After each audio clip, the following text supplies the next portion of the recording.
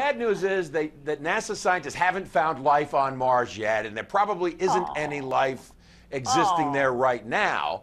But the good news is that what they are telling us today is that they do in fact believe that at least at this particular site on Mars, and maybe all over Mars, the prerequisite ingredients for life did exist. Now, how did they find it? That's pretty important. That was one of the primary functions of the Curiosity mission. Go to Mars, find out if there are the building blocks of life exist on Mars. What they did was, last month, they drilled into their first rock on Mars.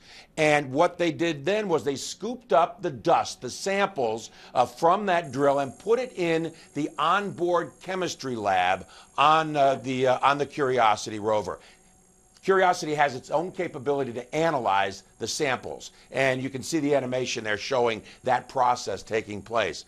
And what they found sulfur, they found oxygen, they found some carbon dioxide, and all of these things lead them to believe now that, in fact, that at one point in its ancient past, that Mars perhaps was a habitable region, certainly had some habitable regions where life might have existed. So that's pretty cool. That is very cool. So there could have been life on Mars at some point, yes?